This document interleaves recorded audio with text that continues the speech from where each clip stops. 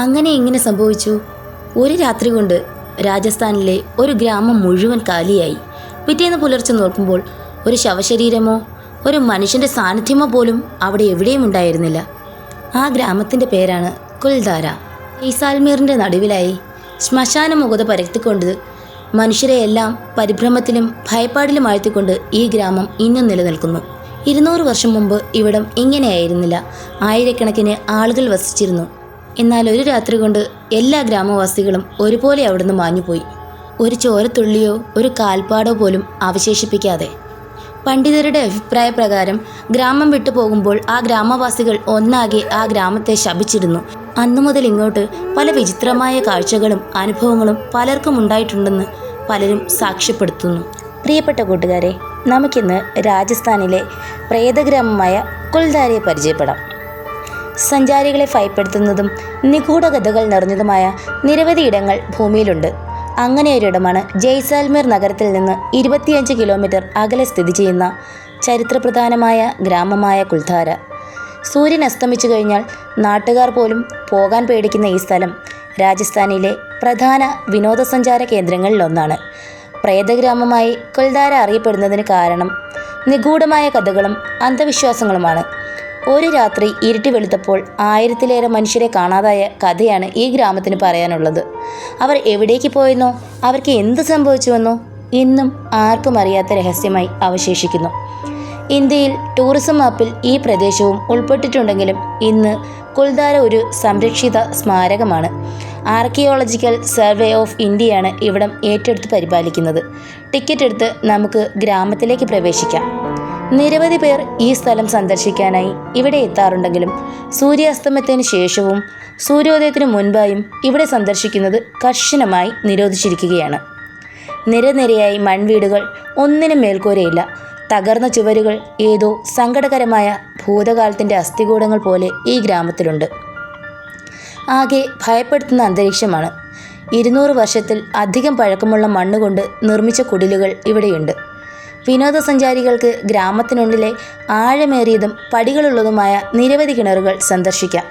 ഗ്രാമത്തിലെ ഒന്നിലധികം കിണറുകളുടെ സാന്നിധ്യം ഒരു കൂട്ടം താമസക്കാർക്ക് ഒരു കിണർ ഉണ്ടെന്ന് തോന്നൽ നൽകും. ഓരോ കിണറിനു ചുറ്റും നിരവധി ദൈവങ്ങളുടെ ശില്പങ്ങൾ കൊത്തിവെച്ചിരിക്കുന്ന തൂണുകളുണ്ട്. അതിൽ തിരിച്ചറിയാവുന്ന ശില്പങ്ങളിലൊന്ന് ഗണപതിയുടേതാണ്. ഈ തൂണുകളുടെ പ്രാധാന്യം അറിയില്ലെങ്കിലും അവ ആ സ്ഥലത്തിൻ്റെ നിഗൂഢത വർദ്ധിപ്പിക്കുന്നു. ഈ കിണറുകളിലേക്ക് ഇറങ്ങാനാവില്ലെങ്കിലും ഇരുട്ടിലേക്ക് നയിക്കുന്ന ഗോവണിപ്പടികൾ കണ്ടാൽ അത് എത്ര ആഴത്തിലാണ് പോകുന്നതെന്ന് കാണാൻ കഴിയും. ഗ്രാമവാസികൾ എങ്ങോട്ട് പോയി? പലിവാലി ബ്രാഹ്മണ വിഭാഗത്തിൽപ്പെട്ട 1000-ലേറെ ആളുകളെ രാവിലെ കാണുവാനില്ല. വീടുകൾ ഒഴിച്ച് മൃഗങ്ങളും സർവ്വവസ്തുക്കളും കാണുന്നില്ല. 6 നൂറ്റാണ്ടിലേറെ ഗ്രാമത്തിൻ്റെ സന്തോഷവും സങ്കടവുമെല്ലാം ഒരുമിച്ച് പങ്കിട്ട ഒരു പറ്റം ജനങ്ങൾ എവിടെ പോയെന്ന് ആർക്കും ഒരു സൂചന പോലും ഇതുവരെ ലഭിച്ചിട്ടില്ല. കുൽധാര സന്ദർശിക്കുന്ന ആർക്കും ഇന്നും ഭയാനകമായ കാഴ്ചകളാണ് അനുഭവപ്പെടുന്നത്.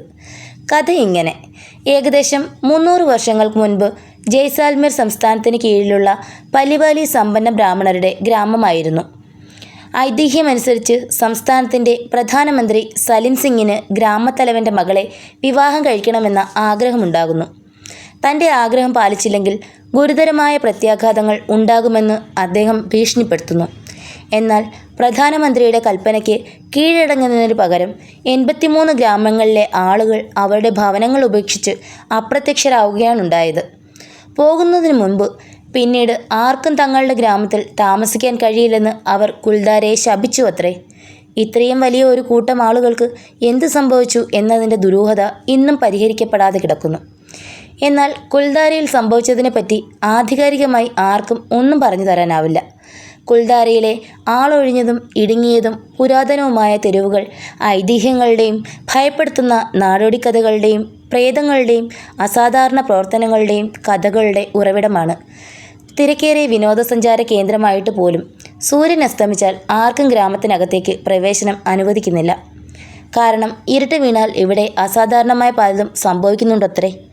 ഇവിടെ താമസിച്ചിരുന്നവരുടെ അതൃപ്തിയുള്ള ആത്മാക്കൾ ഇപ്പോഴും ഗ്രാമത്തിലെമ്പാടും വിഹരിക്കുന്നുണ്ടെന്ന് ചിലർ പറയുമ്പോൾ, ഭൂമിക്കടിയിൽ സ്വർണ്ണനിധി കുഴിച്ചിട്ടുണ്ടെന്നും സന്ദർശകരെ സ്ഥലത്തു നിന്ന് അകറ്റാൻ പ്രേതകഥകൾ നാട്ടുകാർ പ്രചരിപ്പിക്കുന്നുമെന്നുമൊക്കെയുള്ള പിന്നാമ്പുറ കഥകൾ പ്രചരിക്കുന്നുണ്ട്. മറ്റു ചിലർ പറയുന്നത് വെള്ളത്തിൻ്റെ ദൗർലഭ്യമോ ഭൂകമ്പമോ ആവാം ഇത്രയും മനുഷ്യരെ ഒരുമിച്ച് ഭൂമിയിൽ നിന്നും തുടച്ചു നീക്കിയതെന്നാണ്. കഥകൾ എന്തുതന്നെയൊക്കെ ആയാലും ആയിരക്കണക്കിന് മനുഷ്യരെ ഒറ്റ രാത്രി കൊണ്ട് കാണാതായ ഗ്രാമം, ആ നിഗൂഢത ഇന്നും അതുപോലെ നിലനിർത്തി പോരുന്നു എന്നുള്ളതാണ് വാസ്തവം.